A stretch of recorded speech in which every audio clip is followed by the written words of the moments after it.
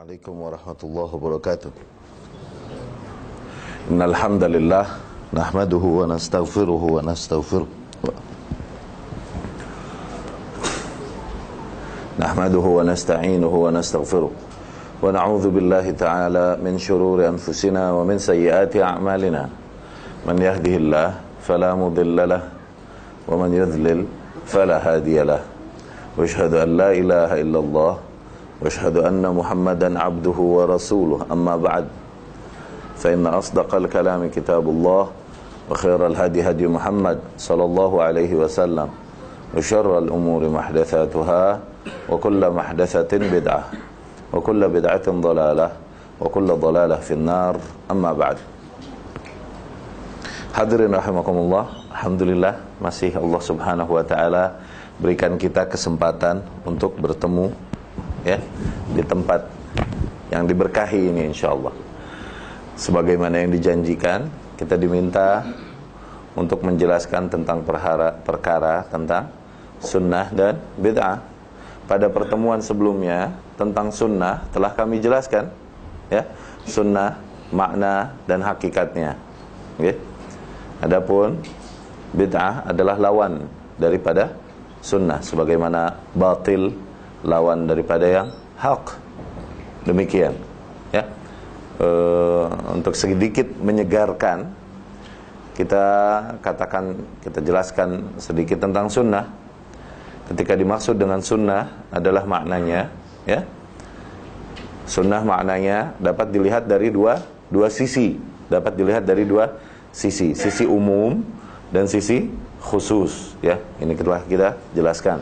Ketika disebut khusus, maka sunnah maknanya adalah salah satu hukum di antara hukum-hukum fikih yang 5. Salah satu hukum di antara hukum-hukum fikih yang 5. Hukum fikih ada wajib, sunnah, mubah, makruh, haram. Ya, insyaallah kita semua sudah tahu di sini. Wajib apa-apa yang harus dikerjakan. Kalau tak dikerjakan, dosa. Sunnah apa-apa yang dianjurkan untuk dikerjakan. Namun kalaupun tak dikerjakan, tidak juga dosa. Oke? Namun kalau dikerjakan dapat pahala. Mubah yaitu yang antara larangan dengan perintah kadarnya sama. Boleh. Maknanya mubah, boleh. Oke? Kemudian makruh mulai dilarang, namun larangannya tidak keras. Kemudian haram dengan larangan keras. Apabila dilakukan maka mendapat dosa. Demikian, ini telah kita jelaskan. Adapun sunnah ya, yang sisi satunya yaitu dari sisi umum. Maknanya adalah, pernah kita jelaskan ya, sunnah ini adalah kullama jaa minar rasul sallallahu alaihi wasallam, segala hal yang datang dari Rasulullah sallallahu alaihi wasallam. Selama ada kejelasan bahwa itu datangnya dari Rasul sallallahu alaihi wasallam, maka itu sunnah. Baik.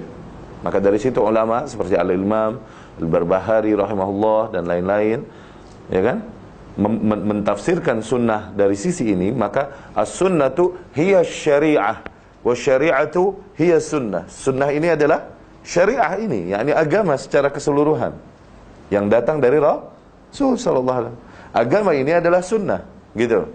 Ini sunnah dari sisi umum yang akan jadi pembahasan kita pada malam hari ini. Ya. Maka dari situ kita menamakan diri kita ahlus sunnah, dalam artian kaum yang mengikuti petunjuk yang hanya datang dari Rasul sallallahu alaihi wasallam. Sebagai bentuk ketaatan kita kepada Allah Subhanahu wa taala. Ya, kepada Allah Subhanahu wa taala. Karena apa?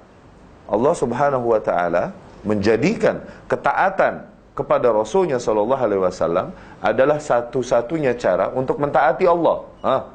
Jadi tidak sah sebuah ketaatan kepada Allah Subhanahu wa ta'ala tanpa mengikuti Rasulnya sallallahu alaihi wasallam. Maka dari situ Allah seringkali merendengkan, mengiringkan perintah untuk mentaati Allah dengan mentaati Rasulnya. Allah sering berkata, ati'ullaha ati'ur rasul, ati'ullaha ati'ur rasul, taati Allah taati Rasul, taati Allah taati Rasul. Maka dapat difahami bahwa ketaatan kepada Allah tidaklah sah, tidaklah terjadi, tidaklah diterima kecuali dengan cara mentaati Rasulnya Sallallahu Alaihi Wasallam. Sebesar apapun ibadah yang dilakukan oleh seseorang lillahi ta'ala, tidak akan Allah terima ya, apabila ibadah yang dilakukannya tersebut tidak mengikuti petunjuk yang datang dari Rasulullah Sallallahu Alaihi Wasallam, tidak mengikuti sunnah Rasul Sallallahu Alaihi Wasallam. Allah jadikan aturannya demikian. Allah Subhanahu Wa Taala berfirman, "Qul in kuntum tuhibbunallaha fattabi'uni yuhibbukumullah wa yaghfir lakum dzunubakum." Katakan, apabila kalian memang mencintai Allah, yakni katakan ya Muhammad kepada mereka, apabila kalian memang mencintai Allah, menginginkan cintanya, ridhonya, rahmatnya, menginginkan syurganya, fattabi'uni, maka ikuti aku. Kalau kalian memang mencintai Allah, sebagai bentuk cinta kalian, ikuti aku, yakni berittiba kepada Muhammad sallallahu alaihi wasallam, mengikuti sunnahnya, ajaran-ajarannya. Oke? Yuhibbukumullah, niscaya dengan mengikutiku barulah Allah akan membalas cinta kalian. Maknanya tanpa mengikutiku Allah tak akan membalas cinta kalian. Maknanya demikian. Mafhum mukhalafahnya. Ya? Yuhibbukumullah wa yaghfir lakum dzunubakum, seraya mengampuni bagi kalian dosa-dosa kalian. Itu sunnah. Ya, sekali lagi maka dari situ kita namakan diri kita sebagai ahlus sunnah, sebagai kaum yang mengikuti memang petunjuk yang datang dari Rasulullah Sallallahu Alaihi Wasallam. Sunnah dalam hal ini adalah lawan kata dari bid'ah. Bid'ah maka dapat difahami apabila sunnah adalah segala hal yang datang dari Rasul Sallallahu Alaihi Wasallam, maka bid'ah adalah yang tidak ada contohnya dari Rasul Sallallahu Alaihi Wasallam.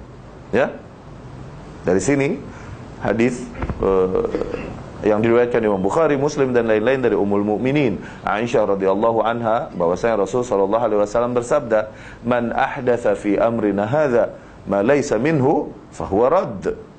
Ya, barang siapa yang membuat hal baru, yakni hal baru tidak ada contohnya pada yang dicontohkan oleh Rasul sallallahu alaihi wasallam. Barang siapa yang membuat hal-hal baru pada perkara kita ini, yakni pada agama ini, yang tidak ada contohnya dari Rasul, maka dia tertolak. Tayyib. Di sanad lain Rasul sallallahu alaihi wasallam bersabda, "Man amila amalan," barang siapa yang mengamalkan sebuah amalan, laisa alaihi amruna, yang tidak ada amalan tersebut contohnya dari kami tidak mencontohkan amalan tersebut, fahuwa radd, maka dia tertolak, yakni amalannya tidaklah diterima oleh Allah Subhanahu wa taala. Bukanlah dia mendapatkan pahala dari amalan yang dia lakukan itu, malah justru dia mendapatkan dosa, ya, dan merugi. Orang-orang yang merugi adalah orang-orang yang mengira di mana mereka melakukan sesuatu yang baik, yang benar, mendekatkan diri kepada Allah, namun ternyata Allah menilainya sebagai sebuah dosa yang membuat dia semakin jauh dari Allah Subhanahu wa taala. Ini orang yang paling merugi, minal khasirin. Allah Subhanahu wa taala berfirman, "Ala unabbiukum bil akhsarina a'mala alladzina dhalla sa'yuhum fil hayatid dunya wa hum yahsabuna annahum yuhsinuna sun'a." Maukah kau aku beritahukan kepadamu tentang manusia-manusia yang paling merugi amalannya? Mereka adalah orang-orang yang usahanya, amalannya, dhal, sesat, keliru, ya, namun dia menyangka bahwa dia melakukan amalan yang hasan, yuhsinun. Mereka mengira bahwa mereka melakukan amalan yang hasan, yang benar, yang dengan itu mereka mendekatkan diri kepada Allah. Namun ternyata Allah menghitungnya dhalla sa'yuhum, keliru, sesat usaha mereka. Ini orang yang paling merugi. Mereka mengorbankan usahanya, tenaganya, waktunya, dana untuk melakukan sebuah ibadah yang ternyata ibadah itu justru dihitung di sisi Allah sebagai sebuah tindakan yang berdosa. Ya, Tayyib. Itu tadi intermezzo, muqaddimah, bicara tentang bid'ah. Ya, kemarin pun telah kita katakan, berbicara tentang perbedaan antara Rasul dan Nabi. Perbedaan antara Rasul dan Nabi. Ya, Rasul adalah seseorang yang diutus Allah Subhanahu wa taala dengan risalah, dengan syariah. bawa kitab biasanya. Oke? Adapun nabi, seseorang yang diutus oleh Allah Subhanahu wa taala tanpa membawa risalah, tanpa bawa kitab. Tugas masing-masing nih. Oke? Rasul datang membawa syariat. Jadi syariat ini sampai kepada titik sempurna di syariat Muhammad sallallahu alaihi wasallam ini mengalami proses penyempurnaan, tidak langsung sempurna, mengalami proses evolusi lah. Bahasa ini. Ya. Datang Rasul dengan sebuah syariat. Ya. Datang Rasul kemudian dengan syariat yang baru yang menyempurnakan yang sebelumnya, menambahnya. Oke? Entah menghalalkan yang haram dulu atau mengharamkan yang halal dan lain-lain. Kemudian datang Rasul selanjutnya membawa syariah baru lagi, menyempurnakan lagi, menyempurnakan lagi, menyempurnakan lagi. Titik total sempurna itu pada syariah yang terakhir, yaitu pada syariah Muhammad sallallahu alaihi wasallam. Itulah titik sempurna. Oke? Allah Subhanahu wa taala berfirman, "Akmaltu lakum dinakum." Aku telah sempurnakan bagi kalian agama kalian. Wa atmamtu alaikum ni'mati. Aku sempurnakan bagi kalian nikmatku. Wa raditu lakumul islama dina. Dan aku ridhakan Islam sebagai agama bagi kalian. Oke? Sampai situ faham dulu? Ya. Dan sunnatullah, oke, terhadap alamnya dapat kita lihat dari kaum-kaum sebelum kita. Setiap datang satu Rasul menyeru umatnya kepada agama, kepada syariat yang dia bawakan dari Allah, okay? Terjadilah apa yang terjadi, ditentang, dimusuhi dan lain-lain. Kita tahu itu. Adalah sebagian orang yang mengikutinya. Namun ketika Rasul tersebut meninggal, ya, kaum-kaum selanjutnya yang mengikuti Rasul-Rasul tersebut, mengaku beriman, mengikuti Rasul-Rasul itu, okay, seringkali menambahkan, membuat-buat hal-hal baru yang tidak diajarkan oleh Rasul-Rasul itu. Tuh. Contoh, Musa alaihissalam datang membawa syariatnya. Sepeninggal Musa alaihissalam, orang-orang yang mengaku mengikuti Musa alaihissalam membuat-buat akidah-akidah baru, amalan-amalan baru yang tidak diajarkan oleh Musa alaihissalam. Kaum Yahudi ini, mereka sekarang meyakini bahwasanya Yahudi adalah anak-anak Allah, anak-anak kesayangan Allah. Bangsa selain Yahudi boleh mereka slavekan, boleh mereka perhambakan, mereka bunuh.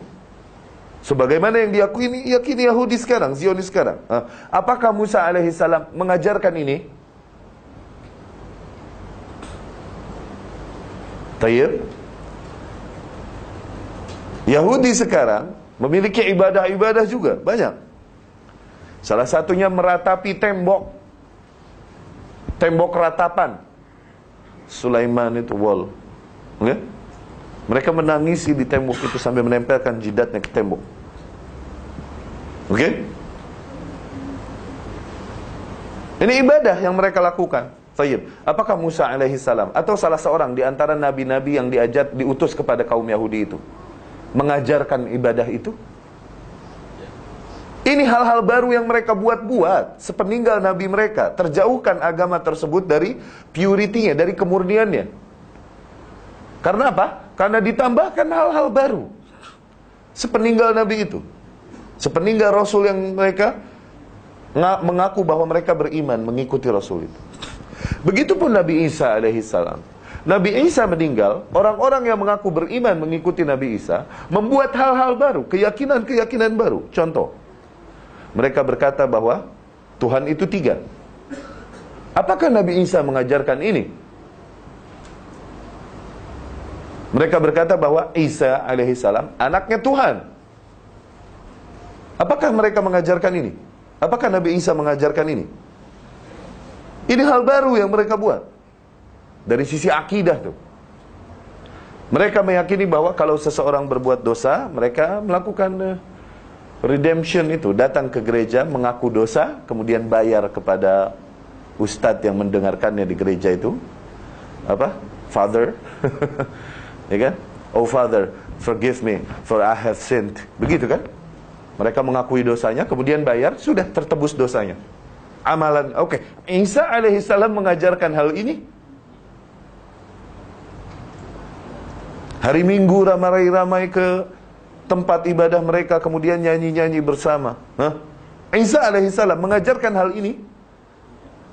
Hal-hal baru yang mereka buat. Apa namanya hal baru tersebut kalau bukan bid'ah? Dan mereka kira hal ini baik, mendekatkan diri kepada Allah. Ya, tujuan mereka baik. Namun Allah tadi, di ayat tadi menghitungnya, dhalla sa'yuhum, salah, sesat usahanya. Wahum yahsabun annahum yuhsinuna sun'a. Namun mereka mengira bahwa mereka melakukan amalan yang hasan, yang baik, yang mendekatkan diri kepada Allah. Padahal Allah menolaknya dan menilainya sebagai sebuah kesesatan. Jadi dapat kita fahami bahwa hal-hal yang baru tadi, itulah yang merusak agama atau syariat. Setiap syariat yang Allah utus ke atas muka bumi, hancur syariat-syariat itu, terhapuskan. Karena apa? Karena kaum yang ada tidak menjaganya, tidak melestarikan. Oke? Melestarikan, menjaganya. Mereka justru lebih mengikuti apa yang berjalan pada kaumnya dari ibadah-ibadah daripada mengikuti apa yang memang datang dari nabinya. Mereka nggak mau tahu yang dari nabi ini mana, yang dari rasul di mana yang emang diajarkan rasul. Yang diikuti adalah apa yang dilakukan ayahku dan kakekku saja. Sudah, tak mau tahu yang mana yang memang diajarkan rasulnya. Hancurlah agama itu. Nah, disitulah fungsi nabi. Sepeninggal rasul, kaum tersebut terjauhkan dari agama, dari agama yang murni. Yang ada adalah hal-hal baru yang mereka buat-buat, yang tidak ada ajarannya oleh. Disitulah diutus nabi. Fungsinya, dia datang setelah rasul, tidak membawa syariat baru, tapi menyeru manusia kepada kemurnian syariat rasul yang diutus sebelumnya. Nah, karena manusia telah terjauhkan darinya. Itulah fungsi nabi dan orang-orang saleh yang Allah jadikan. Jadi kalau mau digambarkan, rasul, nabi, rasul, nabi, rasul, nabi. Selalu begini, tidak pernah muka bumi kosong dari seorang rasul dan nabi. Selalu ada, satu mengganti yang lain, selalu. Dan sunnatullah terhadap mereka ditentang karena menyeru kepada yang hak. Mereka dimusuhi karena menyeru kepada yang hak. Mereka tidak sedikit dari mereka yang dibunuh, disiksa karena menyeru kepada yang hak. Itulah perjuangan menuju yang hak. Mereka ditentang karena apa? Karena menentang kebiasaan yang berjalan pada kaumnya. Ibrahim alaihissalam yang menentang kebiasaan yang berjalan pada kaumnya. Musa alaihissalam menentang kebiasaan yang berjalan pada kaumnya. Isa alaihissalam menentang kebiasaan yang berjalan pada kaum Yahudi sebelumnya. Terjadi pada mereka apa-apa yang terjadi. Zakaria alaihissalam, ya, dan lain-lain. Itulah nabi fungsinya, menyeru kepada kemurnian syariat rasul sebelumnya, yang dimana umat telah terjauhkan. Karena apa? Karena bid'ah-bid'ah yang mereka perbuat tadi. Oke? Datang rasul selanjutnya menyempurnakan lagi. Datang rasul selanjutnya, di antara mereka ada nabi-nabi gitu. Fungsinya demikian. Jadi jumlah nabi lebih daripada rasul. Dapat kita fahami bedanya. Rasul, utusan Allah, datang membawa syariat, menyempurnakan syariat sebelumnya. Nabi, utusan Allah, datang tidak membawa syariat. Fungsinya hanya menyeru manusia kepada syariat rasul yang diutus sebelumnya. Demikian fungsi bedanya antara rasul dan nabi. Adapun yang dikatakan orang bahwa rasul itu wajib menyampaikan kepada semua orang, nabi tidak wajib. Ini perbedaan yang wallahu a'lam tidak ada dasarnya sama sekali. Tidak mungkin Allah Subhanahu wa taala memilih salah seorang di antara makhluknya, ya kan, untuk menjadi nabinya, kemudian Allah berkata kepadanya, jangan disampaikan kepada siapa-siapa ya, untukmu saja simpan. Nggak mungkin, mustahil, demi Allah. Mereka memiliki tugas yang sama untuk menyampaikan hak risalah Rabbnya. Dan inti dakwah mereka tauhid. Tayyib, dapat difahami? Sampailah satu zaman, di mana zaman itu anak aus. Boleh minum dulu? Bismillah. Sampailah satu zaman, Yaitu zamannya Isa alaihi salam, Rasulullah. Dia bawa kitab terakhir, yaitu apa? New Testament. Testament, ya. Jadi Old Testament ini Taurat. Perjanjian lama itu Taurat. Perjanjian baru itu Injil. Begitu. Isa alaihi salam membawakan Injil, menghalalkan atau mengharamkan, ya, menyempurnakan syariat yang ada pada Musa alaihi salam sebelumnya. Okay? Terjadilah yang terjadi kepada Isa alaihi salam. Isa alaihi salam diangkat oleh Allah Subhanahu wa taala, diselamatkan oleh Allah Subhanahu wa taala. Ya. Namun setelah Nabi Isa alaihi salam, muka bumi kosong dari nabi, kosong dari rasul. Tidak ada rasul, tidak ada nabi setelah Nabi Isa alaihi salam. Selama 6 abad. Abad tahu ya, century. 600 tahunan sekitar situ. 6 abad. Muka bumi kosong dari nabi, kosong dari rasul. Nah, 6 abad inilah yang disebut masa jahiliyah. Jadi masa jahiliyah adalah sebuah masa yang dimana muka bumi kosong dari nabi, kosong dari rasul. Tidak ada nabi, tidak ada rasul selama sekitar 6 abad. Ketika kesesatan begitu mencapai pada puncaknya, kekurangan ajaran kepada Allah begitu mencapai pada puncaknya, yaitu apa? Di mana dilakukan kemungkaran terbesar, yaitu syirik di tempat yang paling suci, yaitu rumah Allah, Ka'bah. Kekurangan ajaran apalagi yang lebih besar daripada itu? Syirik terjadi di rumah Allah. Inilah masa jahiliyah. Fahim? Datanglah Nabi Muhammad sallallahu alaihi wasallam. Dia nabi dan dia rasul. Jadi dapat kita fahami, kalau nabi belum tentu rasul. Kalau rasul pasti nabi. Begitu bedanya, ya. Datanglah Nabi Muhammad sallallahu alaihi wasallam membawa kesempurnaan syariat ini. Okay? Dia sempurnakan syariat-syariat sebelumnya, dan dengan perjuangannya dan lain-lain, akhirnya dia kembali membersihkan rumah Allah, Hijaz, Makkah, Madinah, dan negeri-negeri lain. Dia menyebarkan agama yang murni, yang datang dari Allah Subhanahu wa taala, yaitu dengan syariat Islam. Rasul sallallahu alaihi wasallam datang. Ya. Singkat cerita, sepeninggal Nabi Muhammad sallallahu alaihi wasallam, sepeninggal maknanya setelah meninggal. Setelah meninggal Nabi Muhammad sallallahu alaihi wasallam, terjadilah apa yang terjadi pada syariat Islam sebagaimana terjadi pada syariat-syariat sebelumnya. Orang-orang yang mengaku mengikuti Nabi Muhammad, beriman kepada Nabi Muhammad sallallahu alaihi wasallam, ya, mencintai Muhammad sallallahu alaihi wasallam, bersaksi bahwa Muhammad adalah utusan Allah, lidahnya berkata demikian, namun amalannya mereka mengamalkan hal-hal yang tidak diajarkan oleh Rasul mereka, sebagaimana kaum Yahudi, sebagaimana kaum Nasrani melakukan kesalahan yang sama. Sungguh benar perkataan Rasul sallallahu alaihi wasallam, la tattabi'anna sanana man kana qablakum shibran bi shibrin wa dhira'an bi dhira'in hatta law dakhalu juhra dhub lattaba'tumuhum. Sungguh kalian akan mengikuti kebiasaan-kebiasaan kaum-kaum sebelum kalian, yakni Yahudi dan Nasrani. Sejengkal demi sejengkal, sedikit demi sedikit, sehingga kalaupun mereka punya kebiasaan masuk lubang biawak, biawak yakni lizard, oke? Masuk lubang biawak, kalian akan ikut-ikutan mereka. Kita melakukan kesalahan yang sama, yaitu apa? Kita ikut-ikutan mereka, kita mengikuti mereka, di mana kita menjadi-jadikan pada agama kita hal-hal yang tidak diajarkan oleh Rasul sallallahu alaihi wasallam. Iya kan? The same reason, alasan yang sama, kesalahan yang sama. Sehingga seiring berjalannya waktu, semakinlah Nabi Muhammad, ajaran yang dibawakan oleh Nabi Muhammad SAW semakin asing. Justru yang beredar di kalangan umat, yang masyhur di kalangan umat adalah hal-hal yang baru yang memang dibuat-buat, bukan yang datang dari Rasul SAW.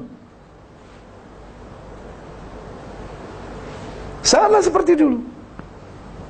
Maka dari situ Rasul SAW berkata, Ja'al Islamu ghariban wa sawfa ya'udu ghariban fatuba lil ghuraba. Islam datang dalam keadaan gharib, asing. Asing yakni minority. Oke? Suatu saat akan kembali menjadi asing, jadi minority.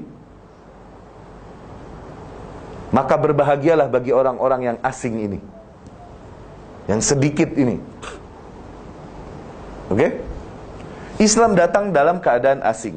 Suatu saat nanti, kata Rasul, akan kembali menjadi asing. Apakah maknanya kaum muslimin sedikit?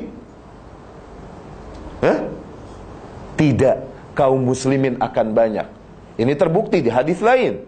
Contoh, misalnya yang diriwayatkan ya, Imam Ahmad, Abu Dawud dan lain-lain, bahwasanya Rasul sallallahu alaihi wasallam bersabda, "Yushiku an tada'a 'alaikumul umamu kama tada'al akalatu qas'ataha," atau ila qas'atiha. Hampir saja nanti umat-umat semua mengeroyok kalian, mencabik-cabik kalian sebagaimana para hewan buas mencabik-cabik mangsanya, yakni macan-macan. Nah, macan nggak tahu ya, harimau. Harimau. Oke? Mencabik, mereka berburu, pack of lion, pack of wolf, berburu, dapat mangsanya, mereka mencabik-cabik kan tuh, berebutan. Nah, itulah yang akan terjadi kepada umat Islam, akan dihabisi oleh umat-umatnya. Sahabat bertanya, "Awamin qillatin nahnu yaumaidhin ya Rasulullah?" Apakah karena kita sedikit pada saat itu ya Rasul? Apakah karena jumlah kita sedikit? Rasul berkata, "La, bal antum katsir." Justru kalian banyak. "Walakinna ghutha." Tapi bagaikan buih, busa. Buih, ya bisa difahami buih. Kalau ada bahasa yang tidak difahami, jangan diam, tanya langsung. Awas, ini kesalahan berkali-kali dari tadi. Kita di hari 3 kali ngajar, 3 kali orang bengong.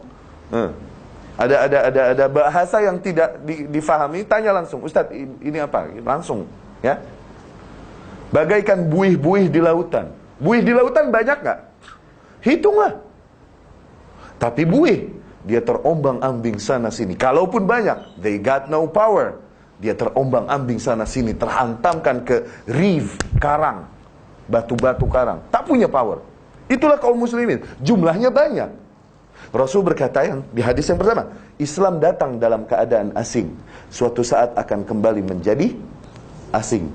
Tapi satu sisi Rasul bilang, kaum muslimin akan banyak. Satu sisi Rasul bilang akan menjadi asing, jadi minority. Bagaimana cara memahaminya? Mempertemukan dua hal yang zahirnya kontradiksi ini.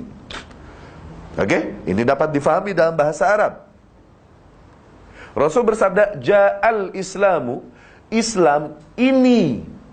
Karena Rasul berkata al-Islam, pakai al. Maknanya ma'rifah, ada penekanan. Botol. Di bahasa Inggris kalau the bottle, maknanya apa? Botol ini nih, nah, ada pengkhususan kan? Ada penekanan. Cuman kalau seseorang berkata bottle, botol manapun, sudah. Tapi kalau berkata the bottle, botol ini, gitu kan? Tayyib, firman Allah. Dzalikal kitabu, kitab yang itu tuh, la raiba fih, tiada keraguan dalamnya. Ya, ini lagi membicarakan kitab apa? Al-Quranul Karim, Hudan lil muttaqin, petunjuk bagi orang-orang yang bertakwa. Itulah fungsi alif lam tadi, ma'rifah. Ja'al Islam, Islam ini datang dalam keadaan asing, minority.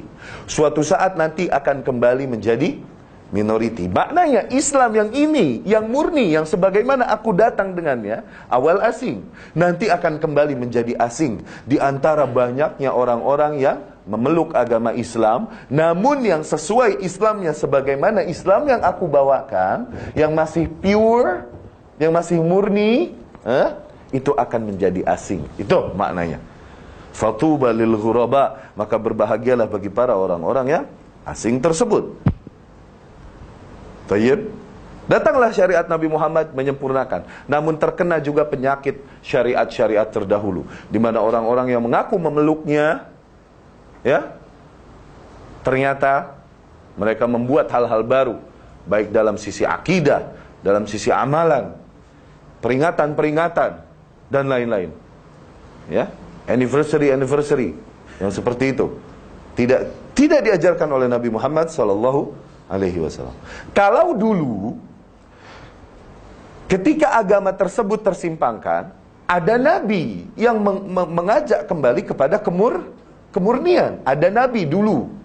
Sepeninggal Nabi Muhammad SAW, Rasulullah, tidak ada nabi. Tidak ada Allah tak lagi mengutus nabi. Dia khatimatul anbiya. Dia penutup para nabi. Maka siapa yang menyeru kepada kemurnian agama yang memang sebagaimana datang, Islam yang hak yang memang datang dari Allah melalui Rasulnya sallallahu alaihi wasallam? Siapa? Kita sampai kepada pertanyaan ini dong, harusnya, ya kan? Disitulah fungsi ulama. Maka dari situ Rasul sallallahu alaihi wasallam bersabda, al-ulama warathatul anbiya. Ulama adalah pewaris para nabi. Rasul tidak bilang ulama pewaris para rasul. Yani ulama tidak datang dengan syariat baru, tidak. Tapi mereka mewarisi tugas sebagaimana tugas nabi, menyeru manusia kepada agama yang hak, yang memang datang dari Rasul sallallahu alaihi wasallam. Ulama pewaris para nabi, dan para nabi tidaklah mereka mewariskan dinar ataupun dirham, namun mereka mewarisi ilmu, yakni ilmu yang hak yang memang datang dari Allah Subhanahu wa taala. Betul faham itu? Jadi dari kisah singkat tadi perjalanan umat manusia dapat kita fahami bahayanya bid'ah. Bahayanya bid'ah. Kalaupun hal tersebut di mata kita terlihat seolah-olah hasanah, benar, saleh. Tayyib. Rasul sallallahu alaihi wasallam berkata dengan jelas bahwasanya kullu bid'ah dhalalah, semua bid'ah sesat, dan setiap yang sesat di neraka. Kullu bid'ah dhalalah, kullu dhalalah finnar. Sebagian orang ada yang berkata bahwa tidak semua bid'ah sesat, ada yang hasanah, ada yang benar. Mereka memiliki banyak dalil. Oke? Ingat, dalil siapapun boleh punya. Masa sekarang, dalil siapapun boleh punya. Firqoh, kelompok, tidaklah dinamakan kelompok kecuali pasti punya dalil. Ingat, dalil semua orang punya. Oke? Jadi permasalahannya sekarang bukanlah mereka punya dalil atau tidak lagi, bukan.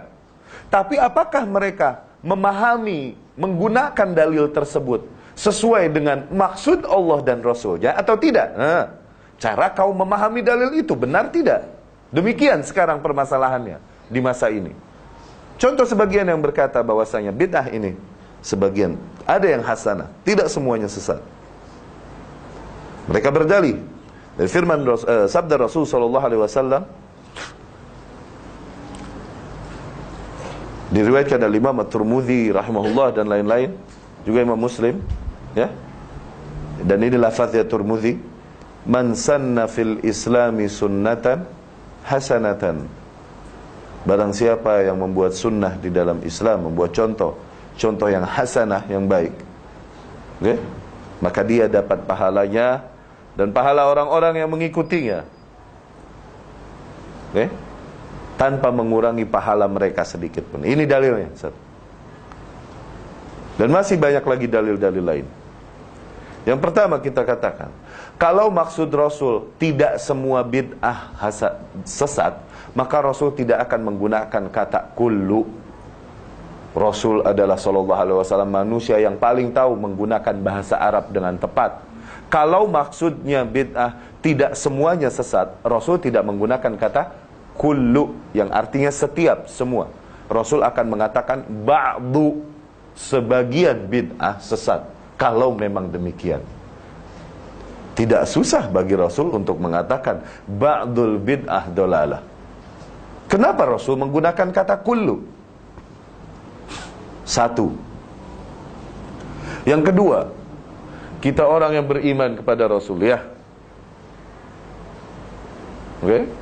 Semuanya ini hal yang disepakati bahwa ini adalah bentuk keimanan kita kepada Rasul sallallahu alaihi wasallam. Yang disabdakan Rasul, barang siapa yang mengamalkan sunnah di dalam Islam, sunnah yang baik, yakni membuat contoh yang baik, okay? Dia dapat pahalanya dan pahala orang-orang yang mengikutinya. Maka kita jawab, Rasul berkata di hadis itu sunnah hasanah. Dengan jelas-jelasan Rasul berkata sunnah hasanah. Kenapa kau jadikan kata ini bid'ah hasanah? Sungguh jauh berbeda antara sunnah dengan bid'ah. Rasul katakan sunnah hasanah, sunnatan hasanatan. Bukan bid'atan hasanatan yang Rasul katakan. Kenapa kau jadikan ini bid'ah hasanah? Ya.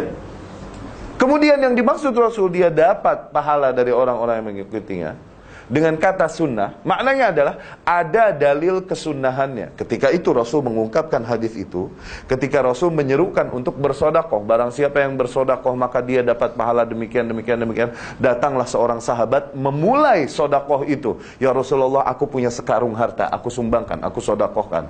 Dia yang memulai, yang lain mulai mengikuti dia. Barulah Rasul berkata, man sanna fil islami sunnatan hasanah. Barang siapa yang mencontohkan contoh yang baik. Nah, contoh ini ada contohnya dari Rasul. Rasul memerintahkan sodakoh. Nah, ada contohnya. Adapun bid'ah, dikatakan bid'ah karena tidak ada contohnya dari Rasul sallallahu alaihi wasallam. Yang ketiga, seseorang yang beriman kepada Rasul, mengaku beriman, taat kepada Rasul, ya, mencintai Rasul, ya. Ketika Rasul berkata, kullu bid'ah dhalalah, semua, setiap yang bid'ah ini sesat. Pantaskah orang yang mengaku beriman kepada Rasul kemudian berkata, tidak ya Rasul, tidak semua bid'ah sesat.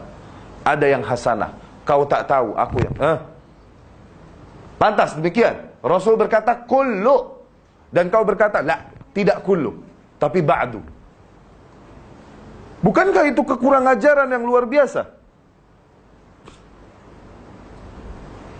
Kemudian apabila kau katakan bahwa kullu bid'ah dhalalah, setiap bid'ah itu sesat, setiap ini maknanya bukan setiap, tapi sebagian bid'ah sesat, maka kullu dhalalah finnar, kau akan fahami sebagian kesesatan di neraka. Oh, ada sebagian kesesatan yang tidak di neraka?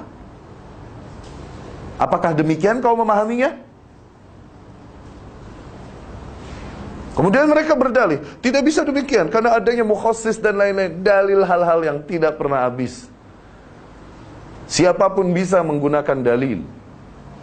Dia mencari dalil untuk membenarkan hawa nafsunya. Lihat saja kepada kesimpulan akhirnya, mana yang amalannya paling sesuai dengan yang dilakukan oleh sang kekasih, yaitu Rasul Sallallahu Alaihi Wasallam. Itulah orang yang mengikuti sang kekasih, bukanlah orang-orang yang mengamalkan hal-hal yang jelas-jelas tidak dicontohkan, tidak diamalkan sang kekasih. Mana cinta yang hakiki? Apakah dengan kau mengikuti saja apa yang dikatakan sang kekasih?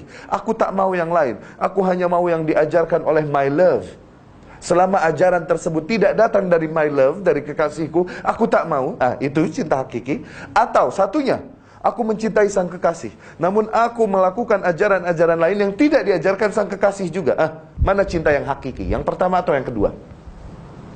Sejahil-jahilnya manusia pun akan mengetahui itu. Tayyib. Jadi kalaupun hal tersebut terlihat baik, benar, namun tidak ada datang ajarannya dari Rasul Sallallahu Alaihi Wasallam, maka ketahui hal tersebut keliru, sesat, tanpa pengecualian. Ya. Dan ini dicontohkan oleh para sahabat ridwanullah alaihim ajmain, di mana kita mengikuti faham mereka, yaitu salafus saleh. Yaitu salafus saleh dalam memahami apa-apa yang datang dari Allah dan Rasulnya, dan mengamalkan apa-apa yang datang dari Allah dan Rasulnya Sallallahu Alaihi Wasallam. Itulah mengapa kita menisbahkan faham kita kepada salaf. Dikarenakan apa? Setiap kelompok pasti memiliki konsep-konsep masing-masing, karena berangkat dari mindset masing-masing terhadap Al-Quran dan Sunnah. Akhirnya sampai kepada kesimpulan yang berbeda-beda. Iya tidak? Itulah, sampailah kita kepada pertanyaan akhir. Lalu konsep siapa? Mindset siapa yang benar? Begitu kan? Maka yang benar adalah hal-hal yang memang dibenarkan oleh Rasul Sallallahu Alaihi Wasallam.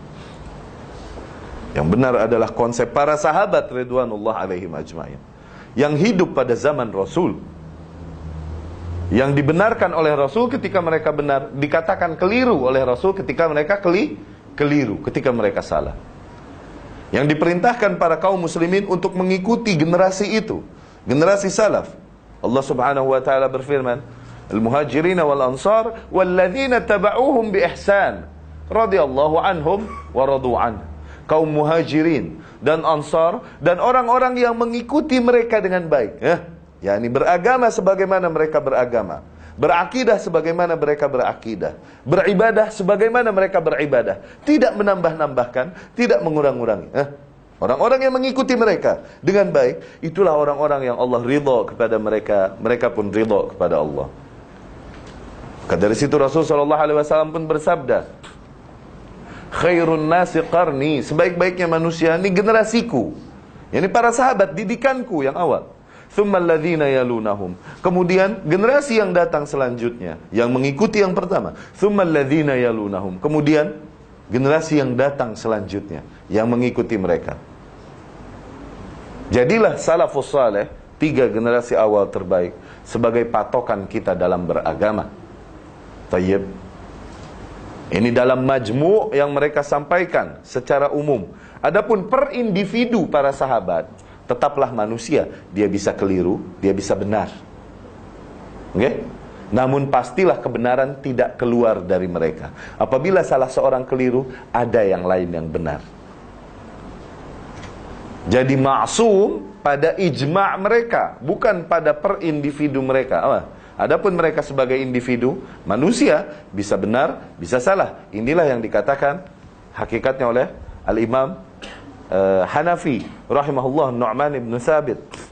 Dia berkata, ma ja'ana 'anillah war rasul fa'ala al-'aini war ra's. Apa-apa yang datang dari Allah dan Rasulnya, maka sami'na wa ata'na. Dan apa-apa yang datang dari para sahabat, takhayyarna bainahum, kami pilih. Li'annal haqqa fi majmu'ihim, karena kebenaran ada pada sahabat secara keseluruhan, la fi afrodihim, bukan per individu. Jadi nggak boleh taklid sama salah seorang sahabat, nggak boleh. Lihat dulu yang lain, karena sahabat ini bisa keliru, yang ini yang benar, yang ini keliru, yang ini. Dan tapi tidak keluar di antara mereka. Wa ma ja'ana 'anit tabi'in wa man ba'dahum, dan apa-apa yang datang kepada kita dari tabi'in dan orang-orang yang setelah mereka, fa nahnu rijal wa haula'ur rijal. Kita pun lelaki, mereka pun lelaki. Maknanya kita boleh memahami apa yang datang dari sahabat, mereka pun demikian. Oke? Dapat difahami ini? Kita lihat bagaimana para sahabat memahami dalil-dalil Al-Quran, memahami hal tentang sunnah dan bid'ah demikian. Tayyib. Mau dikumandangkan azan dulu atau bagaimana? Apa teruskan? Ya, tayyib. Kita dengarkan dulu azan. Setelah azan, solat atau kita teruskan dulu baru solat?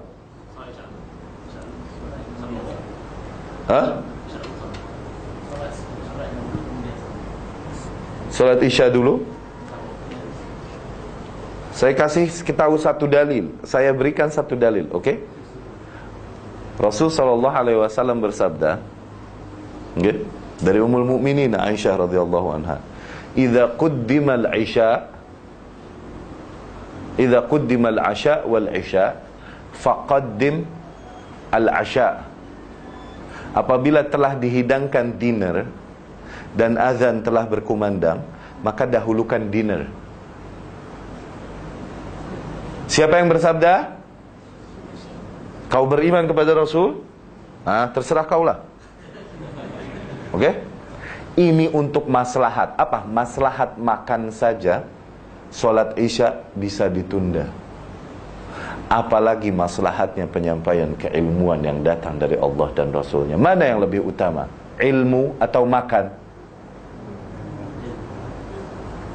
Dengan makan kau bisa tersesat, tapi dengan ilmu kau bisa selamat. Mana yang lebih utama? Maka dari situ kita lihat, bukan di sini, di Mekah, Madinah, Mesir. Kalau udah azan isya, azan. Habis azan teruskan dulu ta'lim. Barulah nanti kita sholat isya berjamaah, ditakhir sholatnya. Karena ada maslahat. Ini pun begini di negeri aslinya Islam. Kita ini negeri-negeri Melayu, Indonesia, Malaysia. Tayyib, bagaimana DKM putuskan? Silahkan kita dengarkan. Ana mau lihat mana yang lebih ditaati, sunnah atau tradisi yang berjalan. Ana mau lihat pada kalian. Aqulu qouli hadza wa astaghfirullah li wa lakum. Kita dengarkan dulu azan. Assalamualaikum warahmatullahi wabarakatuh.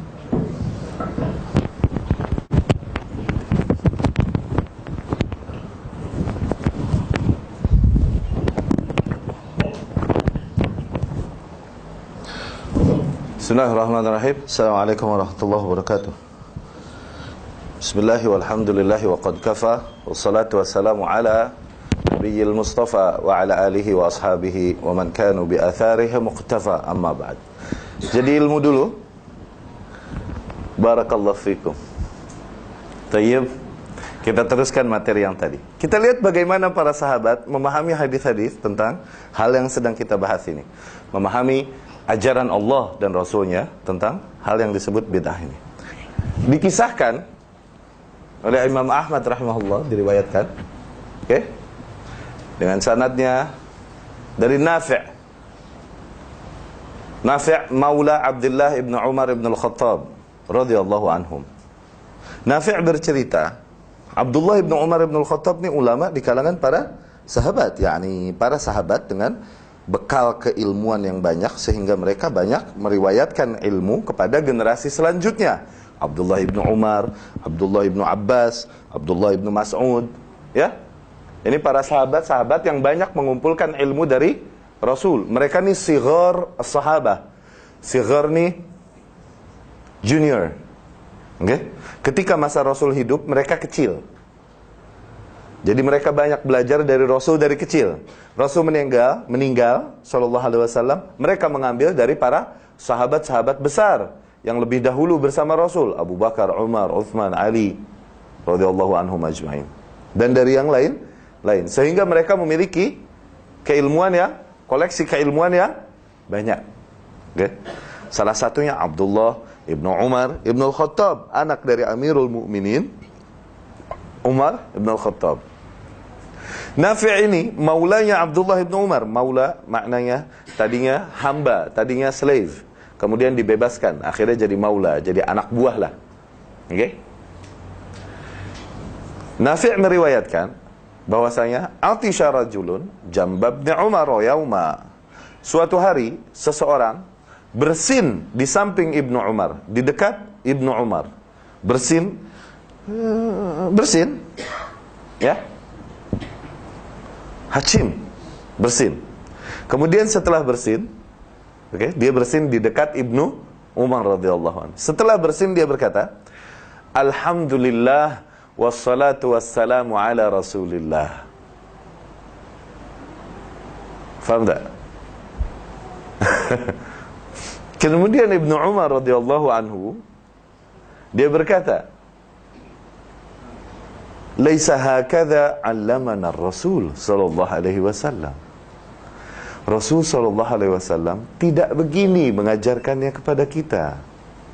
Innama 'allamana, adapun yang diajarkannya kepada kita, idza 'atishna, apabila kita bersin, an naqul, agar kita berkata alhamdulillah atau alhamdulillah ala kulli hal. Tayyib. Tuh hadisnya, asarnya. Sekali lagi, hadis yang diriwayatkan dari Rasul. Adapun asar yang diriwayatkan dari selain Rasul sallallahu alaihi wasallam. Biasanya ini istilah yang digunakan ulama saja. Kalau hadis ini biasanya yang diriwayatkan dari Rasul, adapun asar yang diriwayatkan dari sahabat, tabi'in, para imam. Demikian, ya. Oke. Kita lihat kasus tadi. Sholawat adalah hal yang mulia enggak? Hal yang baik enggak? Hasanah enggak? Allah Subhanahu wa taala berfirman, "Innallaha wa malaikatahu." Kita hafal semua kan? Kemudian Allah perintahkan, "Ya ayyuhalladzina amanu shallu alaihi." Bahkan Allah dan para malaikatnya bersalawat atas Nabi. Kemudian Allah perintahkan kita, maka wahai orang-orang yang beriman, bersalawatlah kalian atas Nabi dan bersalamlah atasnya. Oke? Maka salawat adalah hal yang diajarkan dan hal yang mulia. Oke? Di zaman sekarang, apabila ada orang yang berkata, Alhamdulillah, wassalatu wassalamu ala Rasulillah, setelah bersin, Mungkin mereka akan berkata, iya sih, tidak diajarkan Rasul. Rasul mengajarkan alhamdulillah saja. Tapi sholawat adalah hal yang baik. Maka itu bid'ah, tapi bid'ah hasanah. Tapi tidak demikian pada sahabat. Sahabat mengatakan, tidak demikian Rasul mengajarkan. Disalahkan oleh Ibnu Umar. Dapat difahami yang saya coba sampaikan? Betul, salawat adalah hal yang mulia. Namun dia memiliki tempatnya. Jangan kusut. Salawat mulia betul. Dibaca ketika pada tempatnya. Ketika apa? Mendengar nama Rasul SAW. Tuh. Diriwayatkan Imam Tirmidzi rahimahullah dengan sanadnya dari Abu Hurairah dan lain-lain. Juga imam-imam lain meriwayatkannya bahwasanya Rasul SAW bersabda, "Raghma anfi rajul, raghma anfi rajul, raghma anfi rajul." Celaka, hina, celaka, hina. Siapa ya Rasulullah? Para sahabat bertanya, siapa ya Rasul yang celaka? Rasul SAW menjawab 3. Yang pertama, man idza dzukirtu indahu walam yusalli alayya. Orang-orang yang ketika disebut namaku mereka tak mau bersalawat atasku. Itu celaka dan hina. Berarti disebut salawat ketika mendengar nama. Adapun ketika bersin, Rasul punya ajaran yang lain. Adalah untuk mengucapkan alhamdulillah. Jangan kusut. Ngerti gak? Tempatkan pada tempatnya masing-masing. Jangan kalau seolah-olah zahirnya tampak sahih, hasanah, kemudian langsung dipakai. Entar dulu. Tayyib? Dapat difaham itu? Kalau sekarang terjadi hal itu, mungkin akan dikatakan itu bid'ah hasanah, tidak apa-apa. Dan dibudayakan malah. Dikembangkan. Lihat apa yang dilakukan Ibnu Umar. Dia mengingkarinya. Ya tak? Kemudian kasus lain. Masih diriwayatkan Imam Ahmad dan lain-lain, ya. Kisah tentang Abu Musa Al-Asy'ari rahimahullah dan Abdullah ibnu Mas'ud radhiyallahu anhum ajma'in. Satu hari Abu Musa Al-Asy'ari radhiyallahu anhu mendatangi rumah, mengunjungi rumah sahabatnya yaitu Abdullah ibnu Mas'ud radhiyallahu anhu. Mereka satu guru, ya. Sama-sama murid Rasul sallallahu alaihi wasallam. Abu Musa Al-Asy'ari mendatangi Kufah, mendatangi Abdullah ibnu Mas'ud radhiyallahu anhu. Ketika dia datang, dia temukan para murid-murid Abdullah ibnu Mas'ud, ya, sedang duduk-duduk di depan pintu rumah Abdullah ibnu Mas'ud, lagi majlis, lagi duduk-duduk. Mereka menunggu salat ghudat, salat siang, yakni salat zuhur. Nanti kalau salat zuhur azan, Abdullah ibnu Mas'ud keluar, mereka berjalan bersama Abdullah ibnu Mas'ud ke masjid. Ini kebiasaan mereka, para murid-murid sahabat. Demikian. Abu Musa Al-Asy'ari radhiyallahu anhu datang dan dia melihat para murid Abdullah ibnu Mas'ud di depan pintu. Kemudian Abu Musa Al-Asy'ari dengan tergesa-gesa bertanya kepada para muridnya Abdullah ibnu Mas'ud ini, "Akhraja lakum Abu Abdurrahman?" Apakah Abu Abdurrahman telah keluar? Yani Abu Abdurrahman maknanya Abdullah ibnu Mas'ud ini. Oke? Udah keluar belum? Belum, katanya. Ini kita lagi nunggu. Oke. Akhirnya Abu Musa menunggu. Kemudian keluarlah Abdullah ibnu Mas'ud. Oke? Abu Musa Al-Asy'ari langsung menghampirinya, ya, ini bersalam dan mengatakan kepadanya. Maknanya demikian. Ra'aitu fil masjid umuran ankartuh walam ara illa khairan.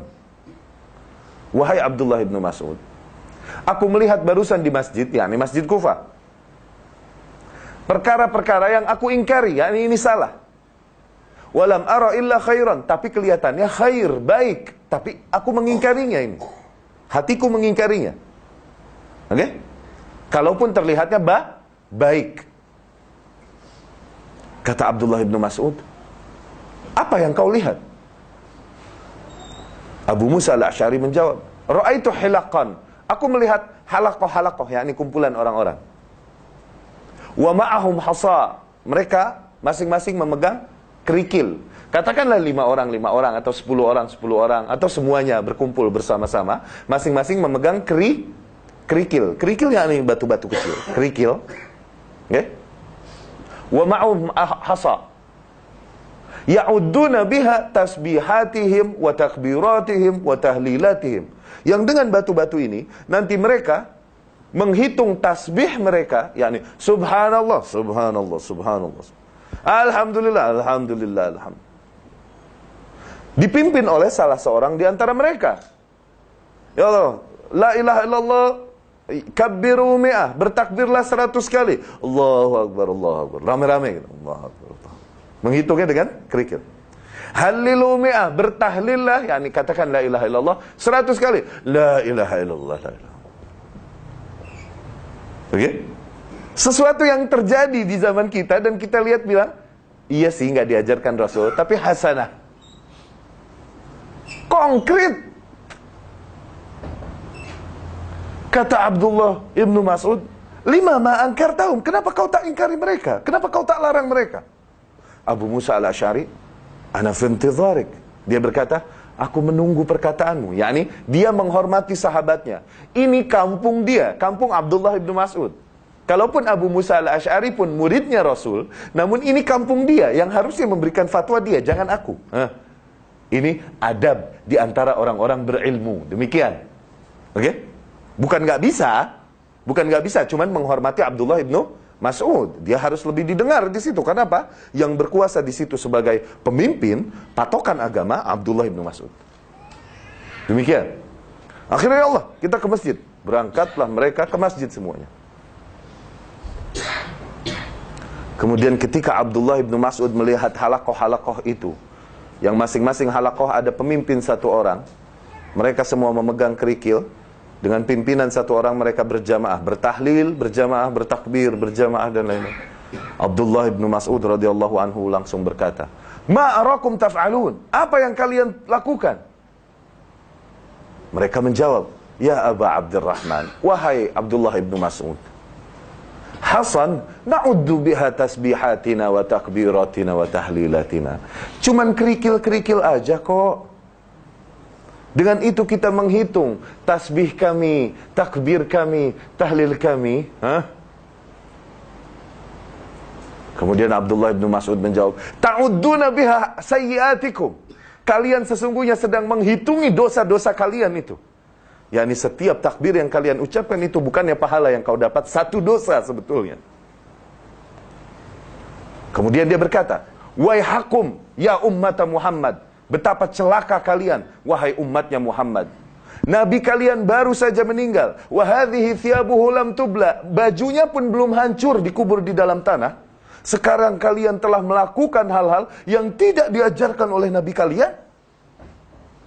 Antum taduruna baina dhalalataini. Kalian berada di alam di antara dua kesesatan. Fa'tu minhuma bimakhraj. Coba datangkan, tidak ada solusi bagi kalian. Kalian kesini sesat, kesitu sesat. Yakni maju kena, mundur kena. Oke? Imma annakum qaumun. Bisa jadi kalian adalah kaum yang mendapatkan hidayah dari Allah selain hidayah yang diajarkan Muhammad. Yakni Jibril pun datang kepada kalian mengajarkan ibadah-ibadah baru yang tidak diajarkan oleh Muhammad SAW. Dan itu salah, nggak mungkin. Itu tidak mungkin. Karena Muhammad SAW telah menyampaikan syariat dengan sempurna. Kalau ada yang melakukan ibadah baru yang tidak diajarkan Muhammad, maka secara tidak langsung dia menuduh Muhammad bahwa dia tidak mengajarkan semua jalan mendekatkan diri kepada Allah. Buktinya masih ada ibadah yang bisa mendekatkan diri kepada Allah dan tidak diajarkannya. Demikian. Bisa jadi kalian mendapatkan hidayah lebih daripada apa yang didatangkan oleh Muhammad SAW, dan itu tidak mungkin. Itu kufur. Dan bisa jadi kalian, option yang kedua, kalian membuka pintu kesesatan. Antum muftatihuna babad dhalalah. Kalian membuka pintu kesesatan. Mulai melakukan ibadah-ibadah yang zahirnya terasa baik, terlihat baik, namun sungguh itu sesat karena tidak diajarkan oleh Rasulullah SAW. Konkret ya akhi.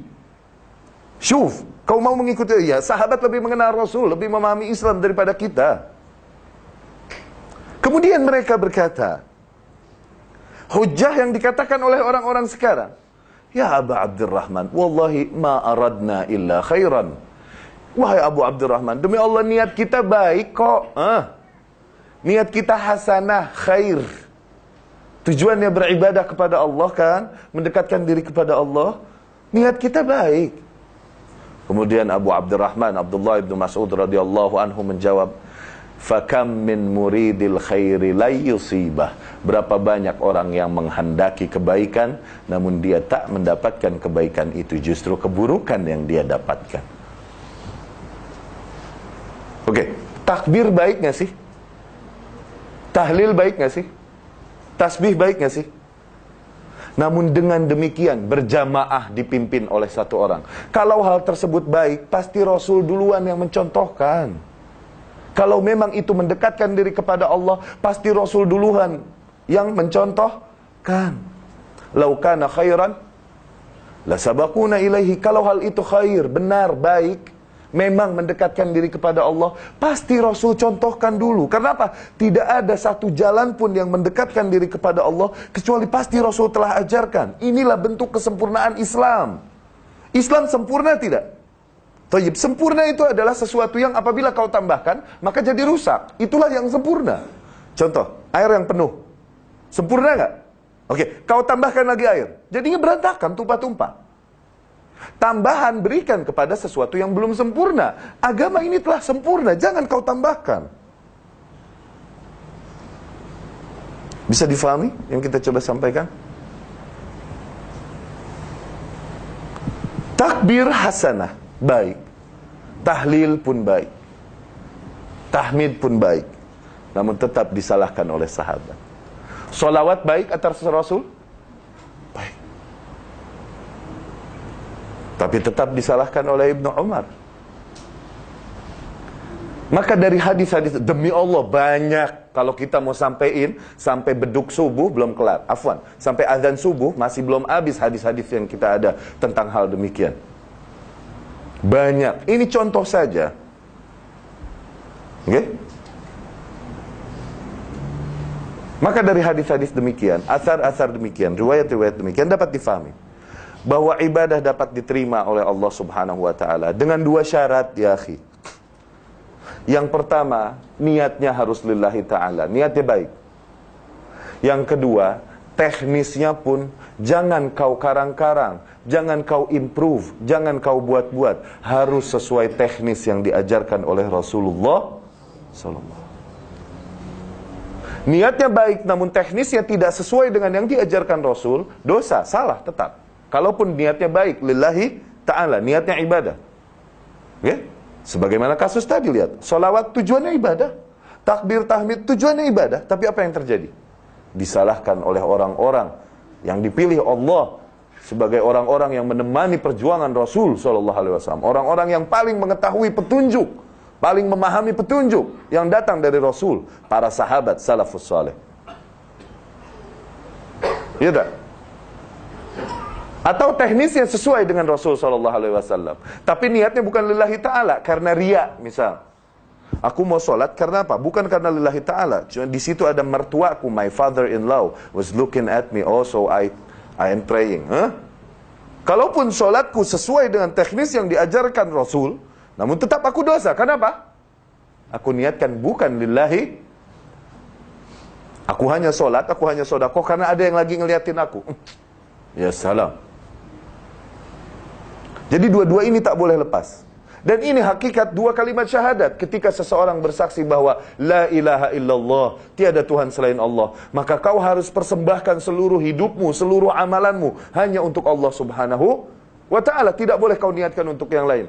Qul inna salati wa nusuki wa mahyaya wa mamati lillahi rabbil alamin. Salatku, ibadah-ibadahku, hajiku, seluruh hidup dan matiku hanya untuk Allah Subhanahu wa ta'ala, Tuhan semesta alam. Dengan ittiba kepada Rasul, mengikuti teknis Rasul, ini hakikat dari wa asyhadu anna Muhammadar Rasulullah. Aku bersaksi bahwa Muhammad adalah utusan Allah. Maknanya tidak ada yang aku ikuti dalam rangka mendekatkan diri kepada Allah Subhanahu wa ta'ala kecuali hanya Rasulnya yang aku ikuti, tak yang lain.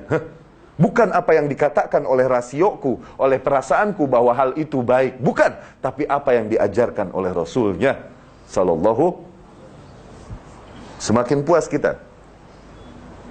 Bagaimana menghukumi sebuah ibadah itu bid'ah atau tidak? Oke?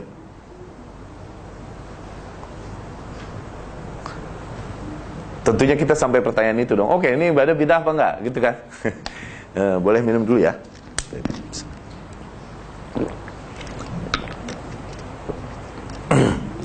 Ulama akhirnya dari kasus-kasus demikian menyimpulkan kaidah.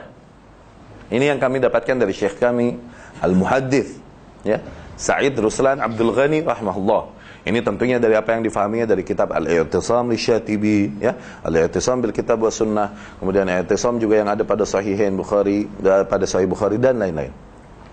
Dapat disimpulkan rumus untuk menghukumi sebuah amalan bid'ah atau tidak. Rumus, formula. Oke? Contoh.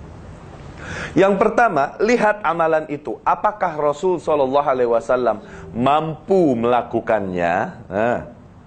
Write it down. Catat. Ini ilmu.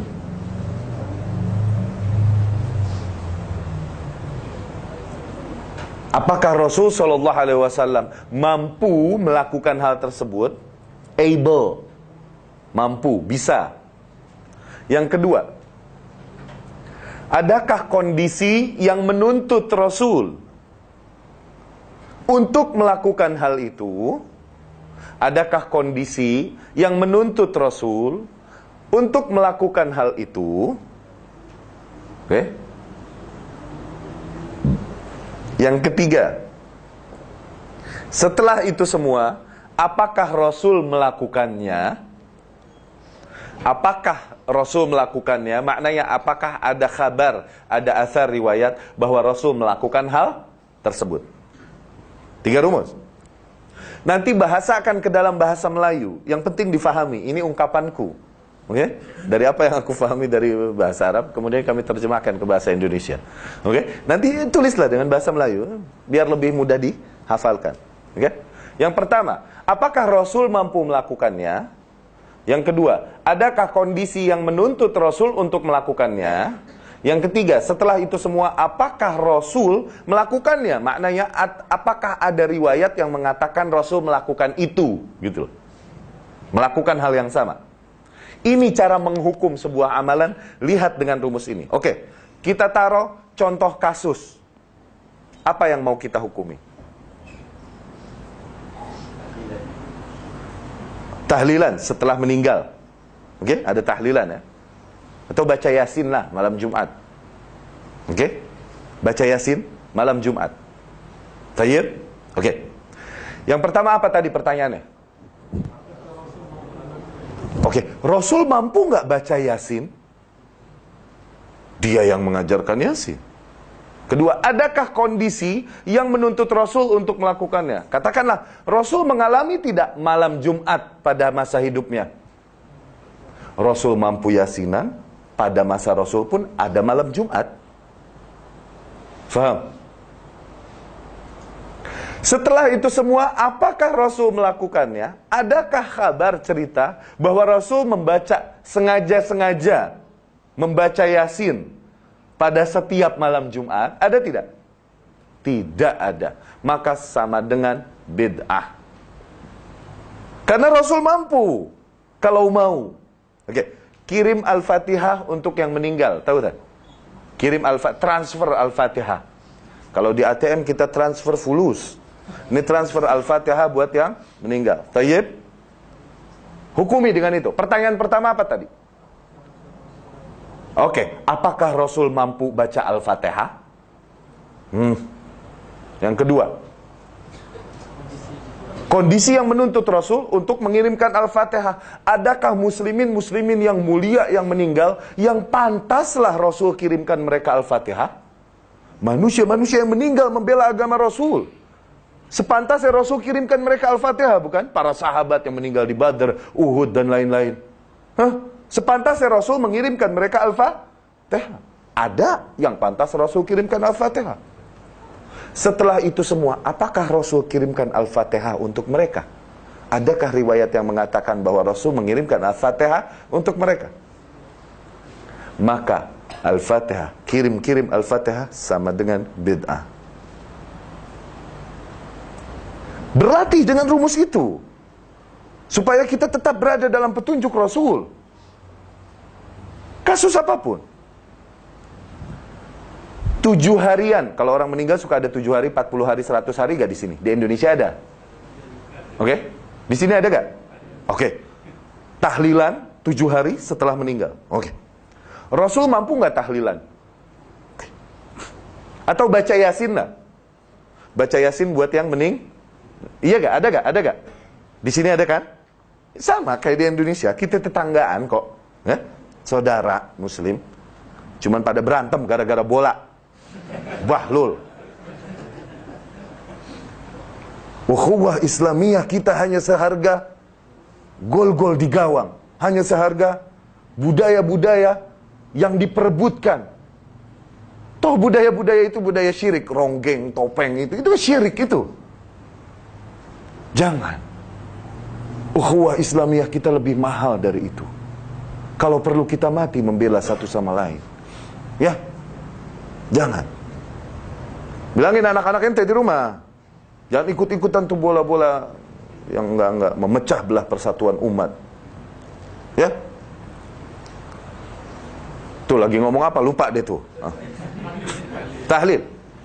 Bacain Yasin buat yang meninggal. Rasul mampu nggak baca Yasin? Ada tidak yang meninggal pada zaman Rasul Shallallahu Alaihi Wasallam? Dia yang menguburkannya dengan tangannya yang mulia. Setelah itu, apakah ada riwayat yang mengatakan bahwa Rasul membacakan Yasin untuk mereka? Tidak ada. Maka bacain Yasin untuk yang meninggal sama dengan bid'ah. Tuh. Ustadz, mikrofon. Itu pun bid'ah, tidak ada pada zaman Rasul sallallahu alaihi wasallam. Oke. Hukumi dengan rumus itu. Apakah Rasul mampu buat mik? Mampu nggak? Ya nggak mampu. Maka apabila kita lakukan nggak apa-apa. Rasul dulu nggak mampu melakukan ini. Berbeda dengan Al-Fatihah dan Yasin. Rasul mampu kalau mau. Ustaz, kalau apa-apa bid'ah, ya udah kalau gitu kita haji naik onta aja nyampe laut terus kita berenang nyampe Jeddah. La haula wala quwata illa billah. Hitung dengan rumus itu. Rasul mampu nggak buat pesawat, kapal terbang? Hah? Maka apabila kita buat tak apa. Begitu. Ya? Dapat difahami? Jangan konyol. Ini kan meledek. Ngerti nggak? Mocking. Disampaikan syariah, disampaikan hak malah mocking. Kufur itu namanya, meledek syariat. Oke? Nanti ada beberapa kasus yang Rasul mampu melakukannya. Oke? Namun ketika itu kondisi, pertanyaan yang kedua, kondisinya belum tepat sehingga Rasul tidak lakukan. Oke?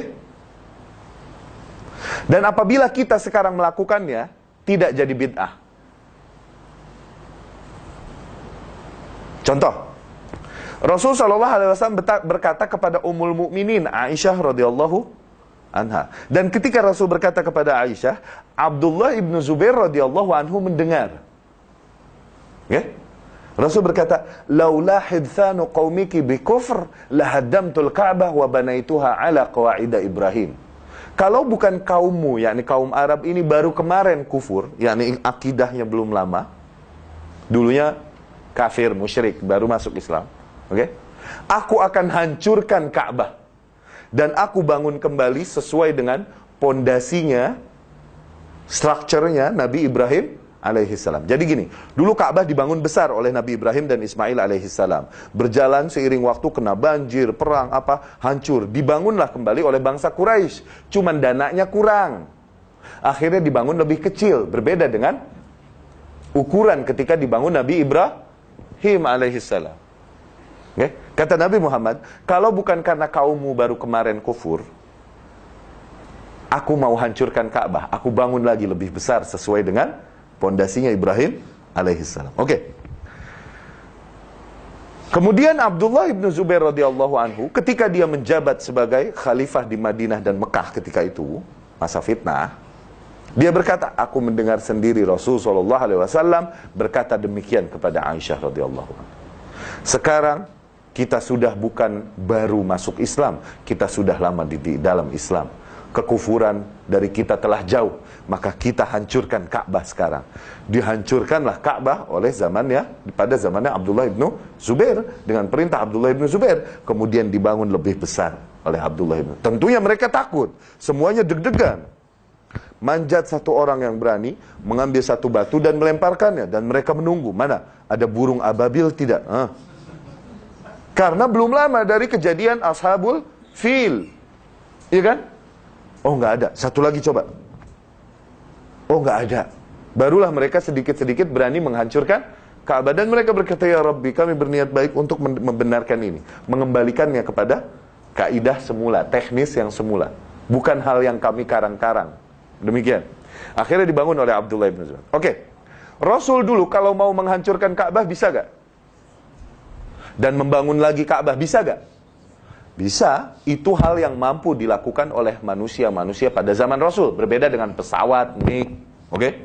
Cuman bangun tembok doang mah bisa. Iya gak? Tapi Rasul tidak lakukan. Dilakukan oleh Abdullah ibn Zubair. Apakah jadi bid'ah? Tidak. Karena apa? Rasul dulu tidak melakukannya. Karena yang kedua tadi, kondisi belum tepat. Oke? Belum right the time. Belum kondisinya, waktunya belum tepat. Sehingga ketika tepat dilakukan. Contoh lain, dapat difahami nggak tuh sampai situ? Dapat difahami ya? Adapun ulang tahunan Rasul sallallahu alaihi wasallam, Rasul mampu nggak kalau mau ulang tahunan? Rayakan ulang tahun. Sahabat-sahabat datang ya ulang tahunku ke rumah. Mampu nggak kalau mau begitu? Begitu doang mah mampu. Tapi apakah Rasul lakukan? Tidak. Maka sekarang yang melakukan ulang tahun Rasul, sungguh mereka keliru.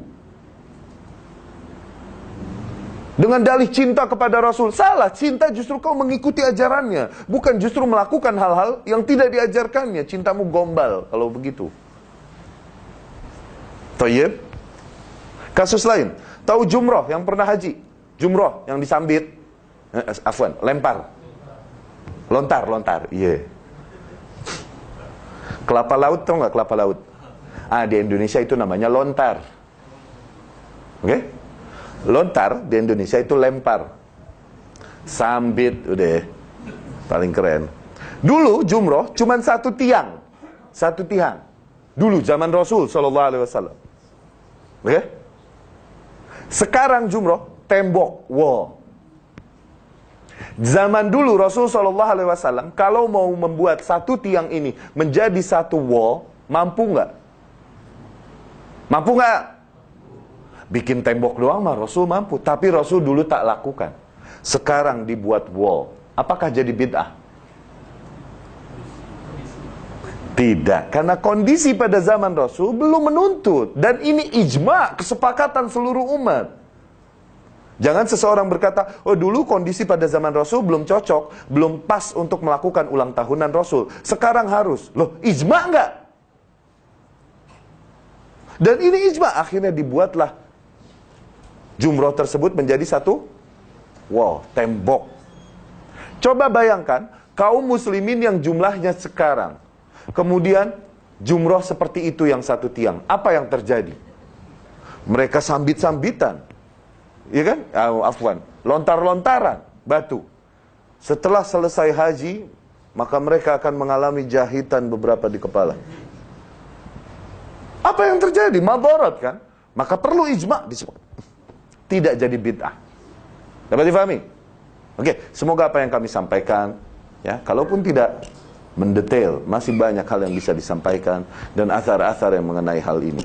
Oke? Ingat, setiap kelompok pasti punya dalih. Orang yang membantah apa yang disampaikan oleh Ahlus Sunnah pun pasti memiliki dalih.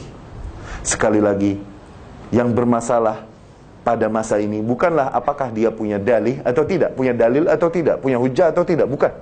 Tapi bagaimana mereka memahami dalil. Orang yang bersalawatan akan menggunakan dalil innallaha wa malaikatahu itu tadi. Tapi apakah maknanya kita memahami bebas, kita bersalawat-salawat tanpa aturan, bernyanyi-nyanyi salawat bersama dengan gendang-gendang, rebana atau marawis? Apakah maknanya demikian? Tidak. Ya, perdalami Islam lebih baik. Apapun kegiatan kehidupanmu menuntut ilmu agama tetaplah sebuah kewajiban. Kalaupun kau dokter, kalaupun kau engineer, kalaupun kau bisnismen, menuntut ilmu agama adalah tetap kewajiban setiap orang. Ya, kalaupun tidak diwajibkan bagi setiap orang untuk menjadi ulama, tidak. Namun tetaplah hadiri kajian-kajian ilmu. Selain dengan itu kita mengetahui mana hak, mana batil, mana syirik, mana tauhid, mana sunnah, mana bid'ah. Dengan itu pula kita dapat sirami rohani kita, memperkuat iman kita, sehingga menghadapi cobaan kehidupan pun kita tidak mudah jatuh. Kenapa? Berkah-berkah yang kita dapatkan dari majlis ilmu demikian, di mana para malaikat turun mendoakan seluruh kebaikan bagi kita. Amin ya rabbal alamin.